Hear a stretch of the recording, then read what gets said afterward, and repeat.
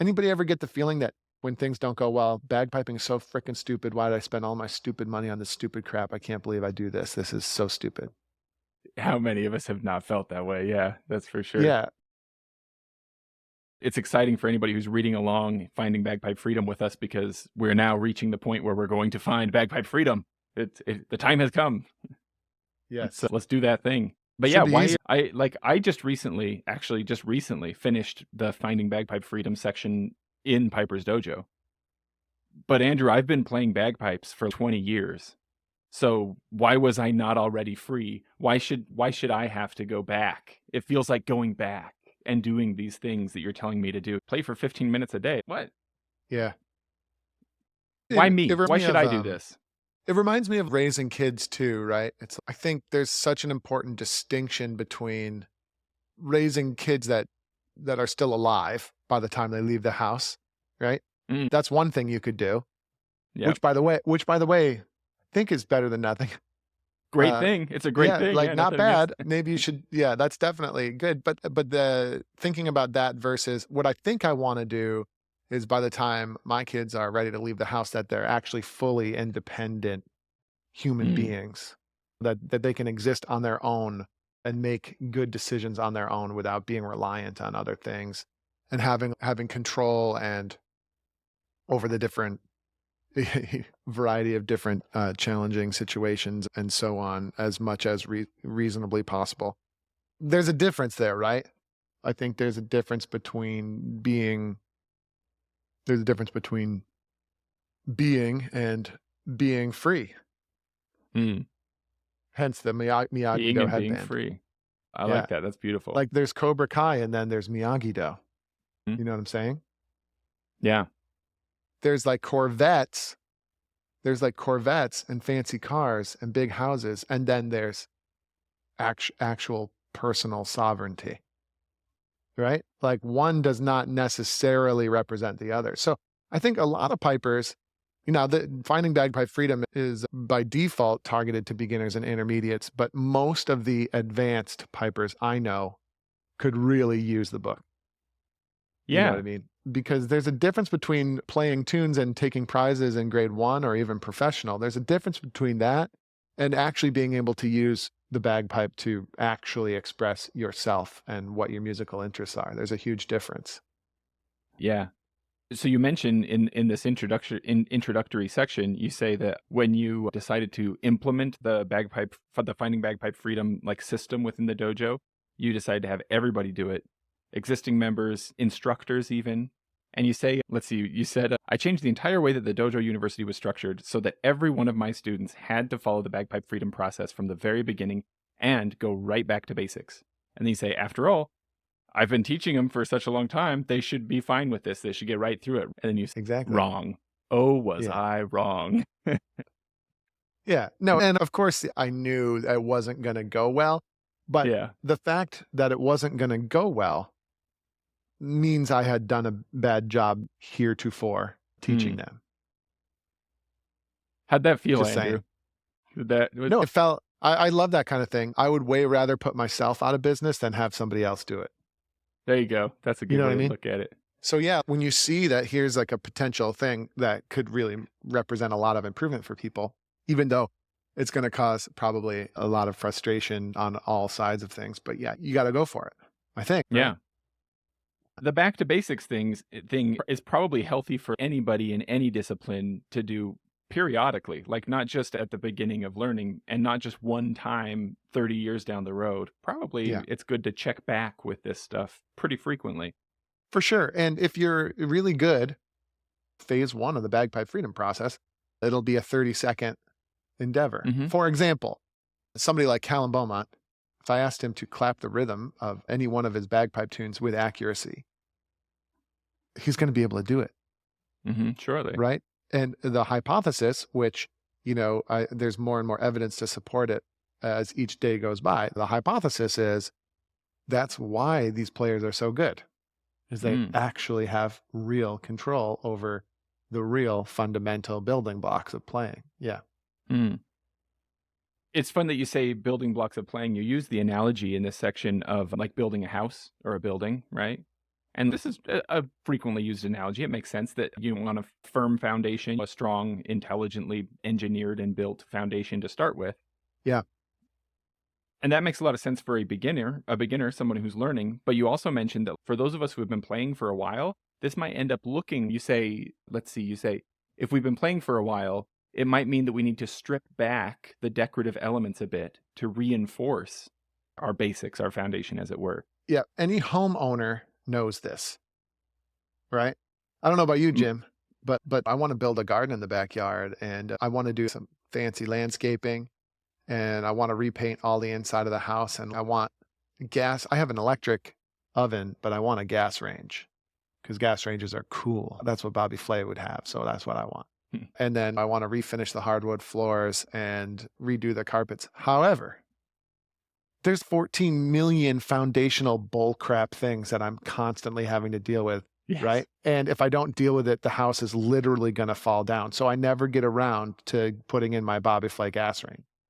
Yeah, my house was built in 1963. This is the game I play every single day. Yeah. I think ours was like 56 or 57. So I'm right there with you. I'm right there with you, man. Yeah, exactly. And by the way, have you noticed that the people that lived in your house, like the first generation, that they were like really not very good carpenters, and YouTube, like anyone who criticizes YouTube has not observed what previous generations did on the inside of homes. Like, Yeah. I'm not a carpenter, but by watching YouTube, it's whoa, that is a crappy shelf that this guy put in the garage. And let me just watch a guy on YouTube do it once and build like a way better shelf. Yeah. But I digress. I'm sure I'm not the only one who has many times cursed the previous homeowners, just figuring out all the intricate, weird, jerry-rigged things that there are throughout the house. And maybe this is relatable to if a bagpipe instructor gets a new student and they have to start sussing out where did these issues, what's actually underlying the issues, right? And trying to like almost work backward to figure out what are the fundamental issues that are showing up as problems maybe elsewhere in a student's playing.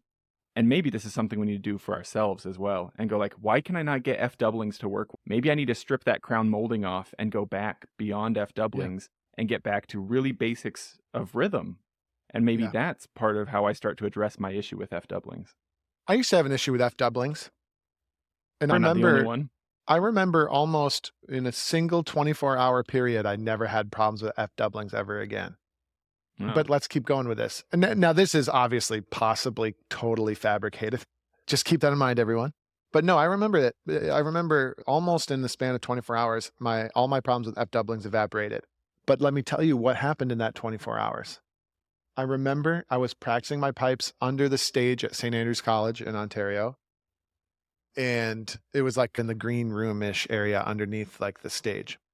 And I remember thinking to myself, wait a minute. If I just line up everything I'm playing with the exact moment my foot hits the ground, that seems like it would be a good idea. So I started doing it. And then like weirdly, this huge sense of relaxation and control came over me. And I was suddenly like radically in control of most of the things I was playing. And then I got to the fourth part of the U with the crooked horn, which I was heretofore by the way, heretofore, word of the week. Or Love like that word. weird, compound, strange word of the week. Because I think I've said it twice in this episode and possibly once in the previous one.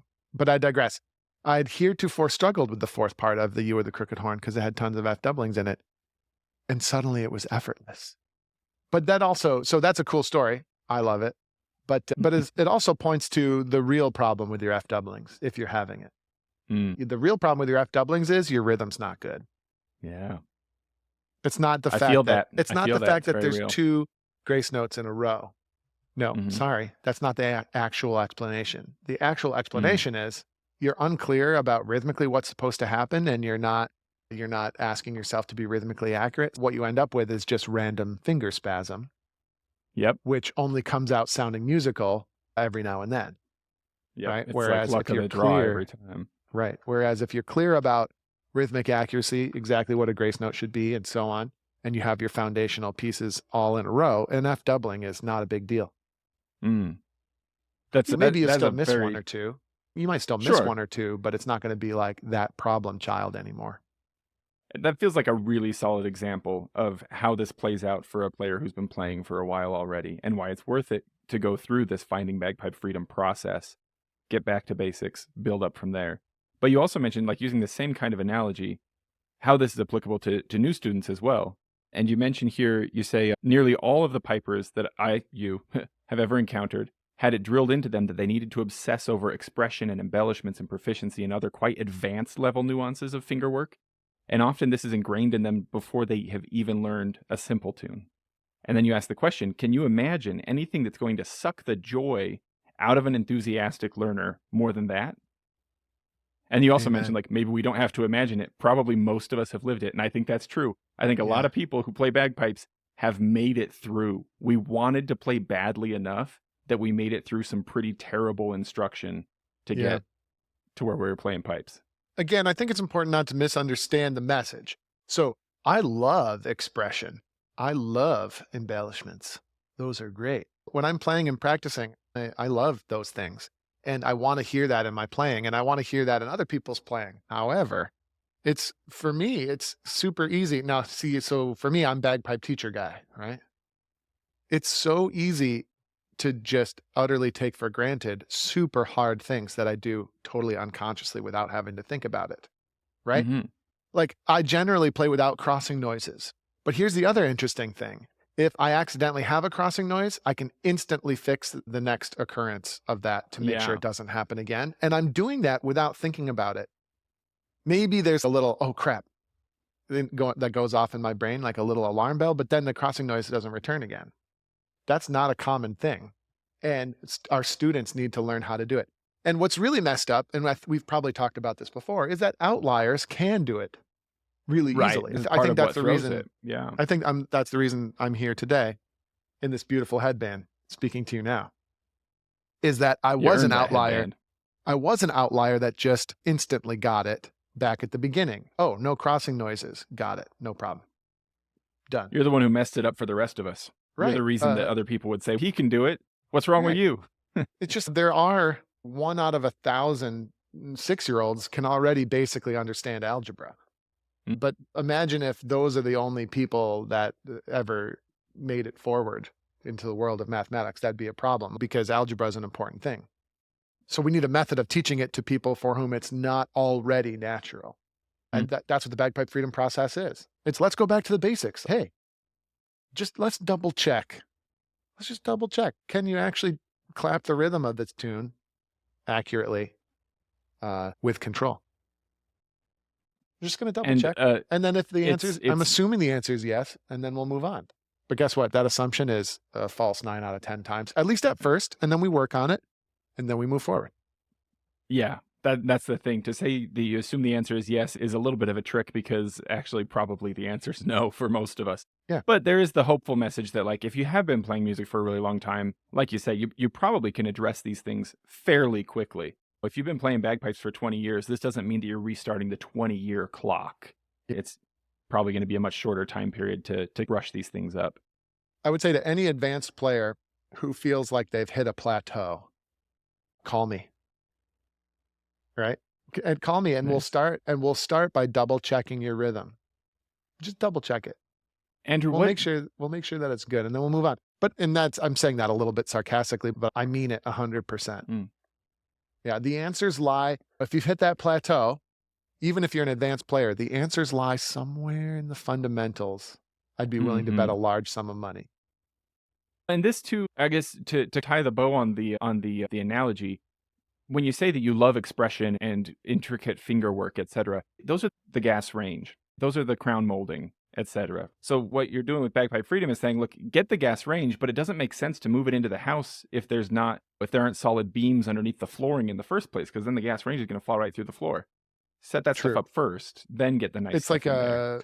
It's like your Maslow's hierarchy of house needs, right? Yeah. So don't get the gas range. If you only have $10,000, don't spend 8,000 of it on the gas range when you need 9,000 to fix the foundation. Or don't buy a gas range if it makes it so you don't have enough money to buy food to cook on or in the gas range. Right? Or if you had unlimited money, if you had unlimited money, what repair would you do first? Mm, So you're going to get the gas range. You wouldn't do that first. Foundation sure. first, reinforcing the frame. There's probably even other things, like probably repainting the walls. It doesn't make sense to get a gas range if the walls have finger smudges all over them from your dirty little kids who always have to touch the walls for some reason. Kids ruin everything. That's what I always say. Yeah. Mm-hmm. KRE for So life. what That's does kids this ruin mean? That's an abbreviation of kids ruin Oh, yeah, everything. that's like the gang that we're in. Yeah. The dads who are passively aggressively hating on their children Yeah. gang, I guess. It's dads who sit in rooms with no windows, remotely talking about bagpipe stuff for a very That's small right. audience with strange clothing articles on whose kids ruin everything for them. Sounds about Oh, right. man, yeah, it's perfect. I did want Oh, to we get forgot what to you mention, we forgot to mention with loving wives. with very loving wives. Yes, Yeah. very patient and kind and loving wives. Yeah. Hmm. I want to know what you mean by this phrase. You say you make a guarantee that this is going to help, first of all. And then you say, perhaps most importantly, you'll become a true musician, not just a bagpiper.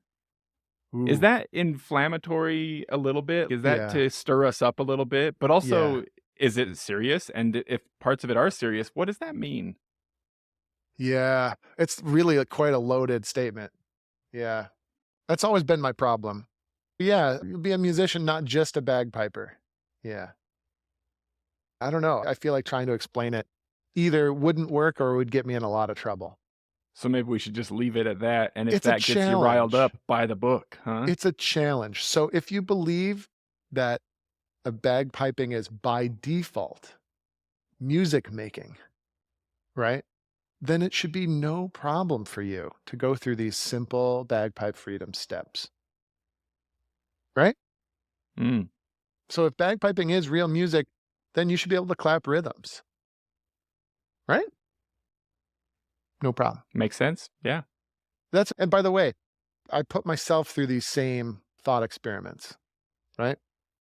That's cool. So if what I'm doing is actually musical, then needless to say, I should be able to take any component of what I'm doing and it should still be musical, right? Yeah. And then I often find, oh crap, no, that's not right at all. It makes no damn sense. I can't play this tune with no embellishments, even though I'm playing it Mm. with embellishments on a regular basis. Like when I play it without embellishments, like it's all screwed up and not coming out right. That makes no damn sense.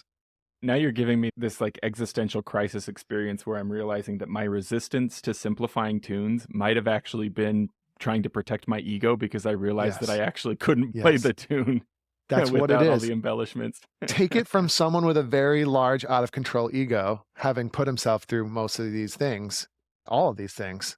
That's exactly the problem, How funny. right? So I I can may, see it now.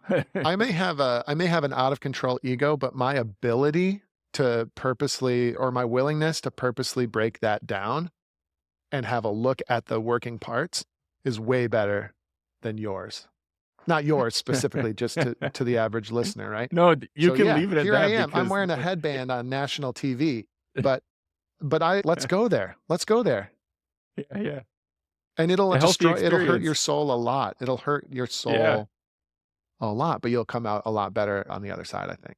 And with a better perspective. Anybody ever get the feeling that like when things don't go well, bagpiping is so freaking stupid. Why did I spend all my stupid money on this stupid crap? I can't believe I do this. This is so stupid.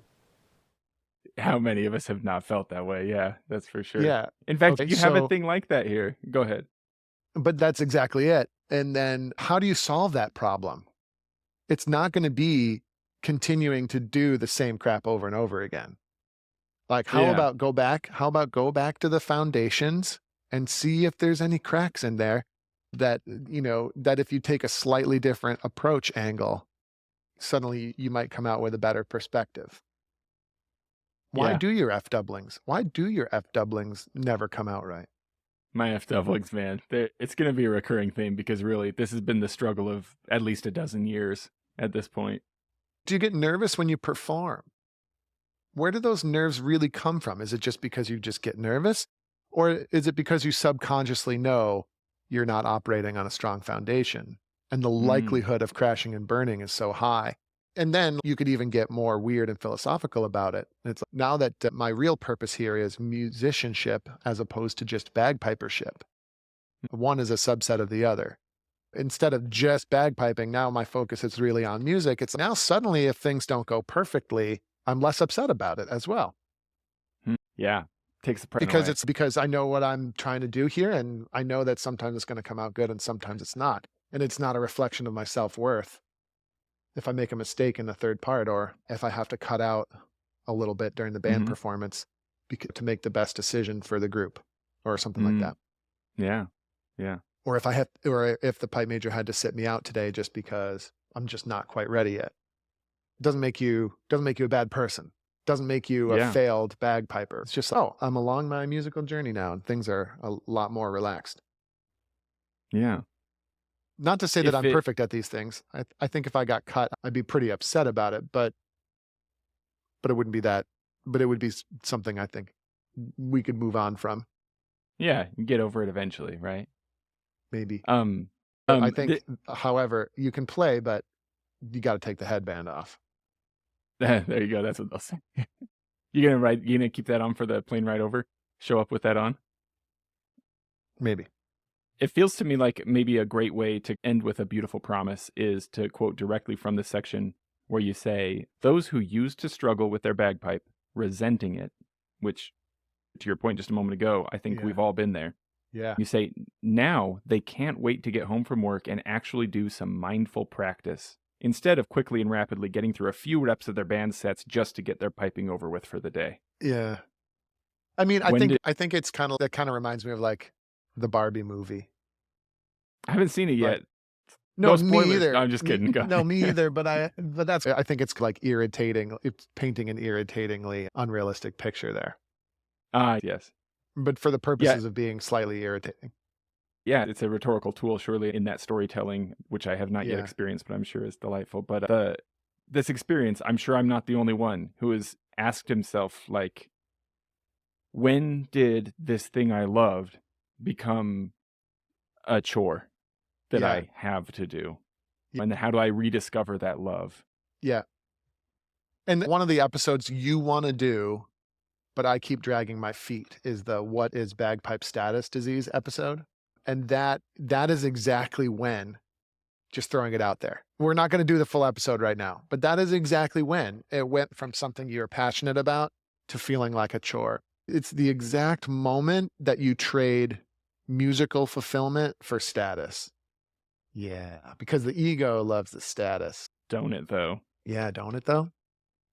Yeah, I'm Andrew Douglas. I like play with infrared, and I got the dojo thing, and I wear headbands and whatever. Right. And it's cool. So there's some status there, but the moment you lose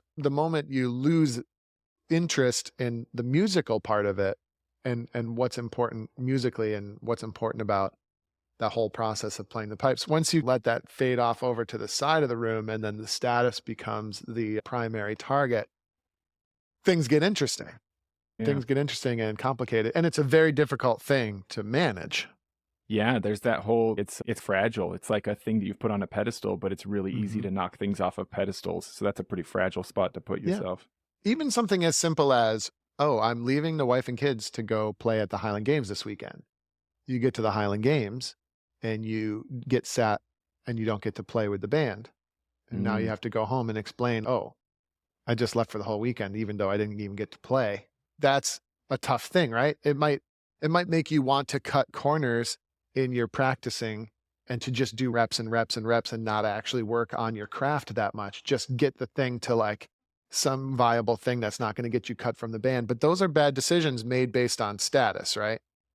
Oh, I don't want to get cut. I don't want to get cut. So now I'm making bad decisions. Whereas the right decision would be, we want to keep chipping away, keep working on the music, work on the foundation, do that kind of mindful practice, continue to immerse myself in all sorts of interesting music, continue to keep myself excited about that. So yeah, that's the moment where it starts to feel like a chore, is when you start to favor the status more than the process. That's an interesting insight. Looking at those times in my life, I can definitely see that. Battle with it for sure. And thinking about. I battle with it for sure. For sure, 100%. This is how I make my living, right? And how we feed the family. So there's status wrapped up in that. It's, oh, if I don't play good, then maybe my status could take a hit, but you have to try and still make all the good decisions for your musical development and stuff that you can. Oh yeah, Mhm. I need to simplify this passage or else it's not going to sound good in the band. Oh, but I'm Andrew Douglas. I can't be simplifying passages. There you go. You're going to use that. That's going to be the opening of the show, isn't it? Yeah. Yeah. It's good But stuff. yeah, I'm Andrew Douglas. I can't be simplifying these passages. Yes, you can I simplify wear a it. headband. I wear headbands. No, but yes, I can simplify the passages.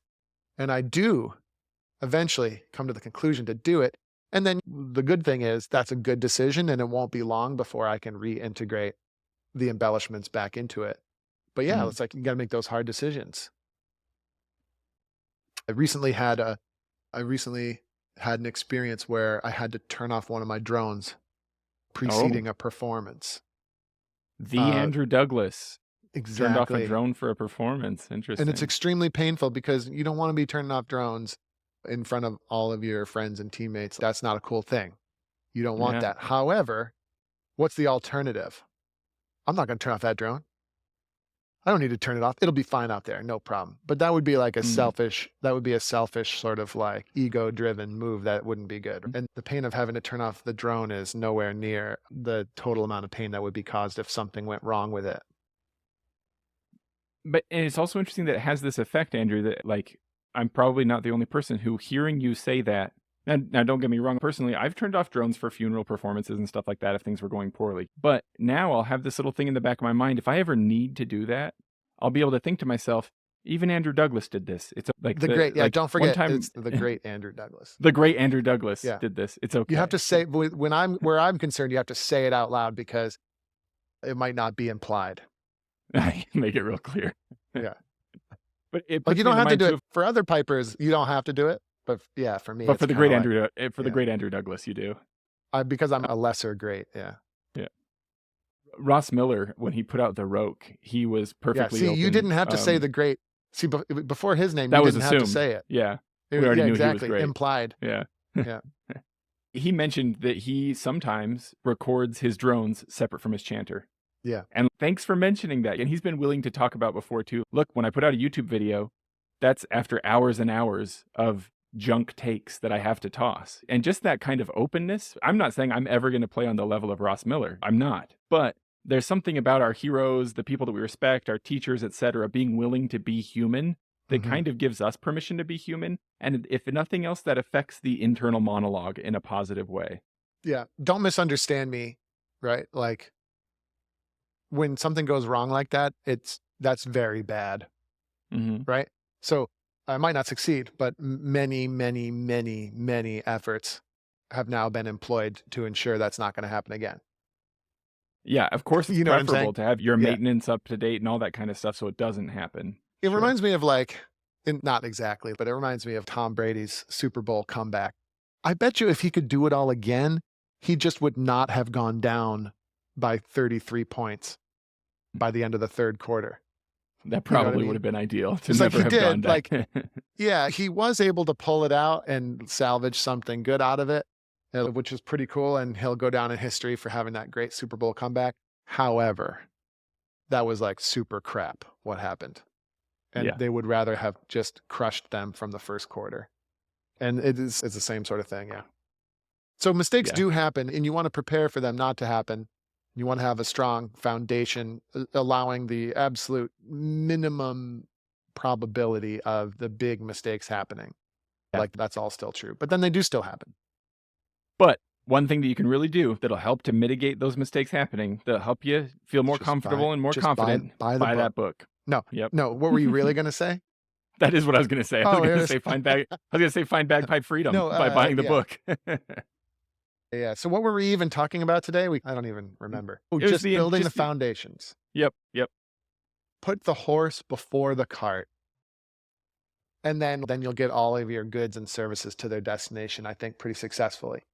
So we don't want to put embellishments before the basic rhythm, and we don't want to put expression before good quality grace notes and crossing noises. because those are the building blocks that are going to give us those things later. We do want the gas range. I do want to cook like Bobby Flay, but we got to get the foundational elements in there. And then I Mhm. too can cook like Bobby Flay. No, you know what's really funny is if I got the gas range, I would still have to then to cook like Bobby Flay.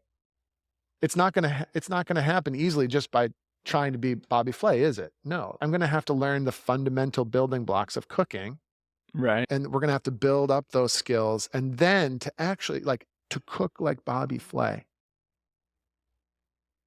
By the way, this probably violates all sorts of copyright now, but this episode. But to cook like Bobby Flay, I'm gonna have to build all those fundamentals, probably painstakingly over time, in order to get these great, nuanced, embellished, beautiful looking, amazing tasting dishes that are Mm. unique and expressive of my own unique, creative cooking voice, culinary voice. So you're saying that all of my fantasies that someday when I get like a set of Athertons and a Blair Digital Chanter, I'm probably not going to immediately play like open level pipes just because I have the equipment. I might still Yeah. also have to work You're not going to sound at like it. Stuart Little. And then here's the really fascinating, really cool irony is as you approach being as good as Stuart Little, you'll completely lose interest in sounding like him specifically. Right? Yeah. And instead you will pursue, wait for it, your own unique creative thoughts and ideas and styles. Right? Put another way, we might even say I'll achieve bagpipe freedom. Huh? Exactly. That's what it is. And yeah, bagpipe freedom is all about putting you on the path to like doing your thing. And when I play with a band like Inverary or something, to a certain degree, I'm blending styles with Stuart and the other people in the band. And that's really Yeah. cool. It's probably my favorite thing is playing in pipe bands. Probably my favorite application of what I do as a bagpiper. But like I can do lots of other stuff too.